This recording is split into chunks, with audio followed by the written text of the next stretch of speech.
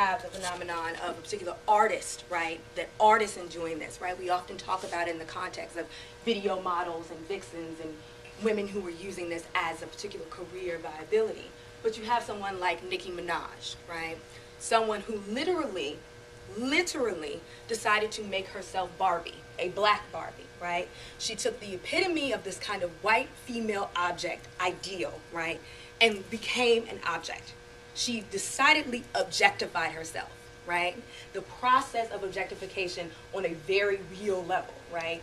We can have a debate about what is objectification this, but she decided that I'm going to take an icon, an object of white feminine beauty, and imbue that with a black sensibility. So for her, that meant getting either injections, or we're not even sure of what process she may have used, but did various cosmetic procedures to achieve what she felt would be the black Barbie ideal, to become an object within the context of hip-hop. So even as she's a hip-hop artist, even as we have her narratives, even as we have this, we have her identifying herself as an object to be consumed, and a very profitable object, right? To actually market yourself as a commodity. And what do we have to do with this notion of us thinking around this, of the idea of a possibility of pleasurable objectification? What pleasure does one derive from being an object, right? Can we think about it only within a commercially viable context, right? I think it'd be very easy for us to say, she's doing it for the money, right? This is why she's doing it. We know sex sells, right? But if we go beyond that kind of context, I mean, is there a position of power that can be attributed to occupying that of an object, right? When a subject decidedly embraces an object as a way to more acutely represent her own humanity, right? I will admittedly say I'm not a huge fan of Nicki Minaj, right? But there's something very interesting about the work that is going on around her body, particularly because of her willingness to serve as an object, right? Whereas a lot of these kinds of choices that we're talking about are often more difficult within the context of a very thin line between exploitation and eroticism.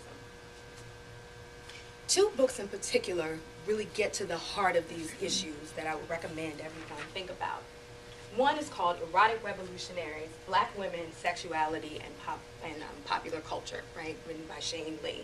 Now this particular book takes on the issue, and as you can see, Miss Beyonce Knowles Carter is on the front of the book, right, that there are certain performances of female sexuality, particularly for black females, that are extraordinarily liberatory, right, decidedly liberatory. And in doing so, forms this idea around the sense of erotic agency, what it means to be an agent in a certain kind of sexual paradigm, right, for a certain gaze.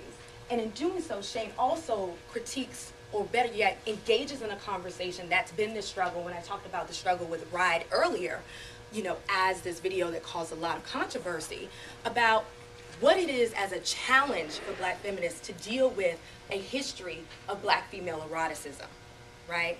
That how do we have that conversation knowing the history of sexual exploitation, but also trying to map a history of erotic performance and subjectivity, right? Are we over-determining the performances of black female bodies by denying them the possibility of agency and subjectivity through sexual performances, right?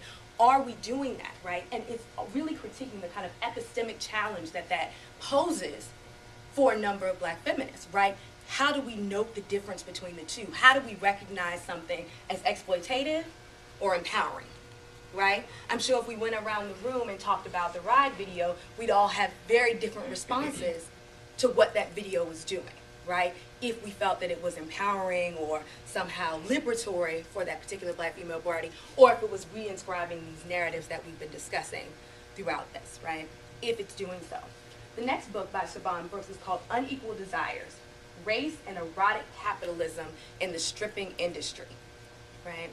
And so a lot of this is saying a lot of the images that we were showing, and even some of the videos, and if you look at the dance moves even that Sierra was performing, resonate with a certain notion of strip club culture, right? Particularly African-American strip club culture, right? The ability to isolate certain parts of your body, to perform certain kinds of labor, and also have some sense of power over your body, right? And in the book, she's often discussing this notion, again, of erotic agency and the claiming of that, or better yet, the reclaiming of that for contemporary black female bodies, right? And what those sites will be, right? We have this idea that we see a lot of take back the music campaigns and things like that, specifically targeting something like hip hop, for instance, right? That we see these campaigns being launched about the images of these women. But what of, when we talked about earlier, this kind of sense of how do we provide a space then for women still to exist as sexual subjects, right? What does a sexual subject in popular culture look like? Particularly one that has such a damaging and demeaning kind of history behind it, right? That if you have someone who is saying, makes a song as innocent sounding now as it may, and this is in the dictionary, that I'm bootylicious, right? We have a song that very much so attaches to the body and a certain celebration of that and what that power is, right? That then becomes somehow liberatory for that particular female body. But at the same time, do we reify a sense of object, right? That this woman has been reduced, her humanity somehow reduced to the sense of that object.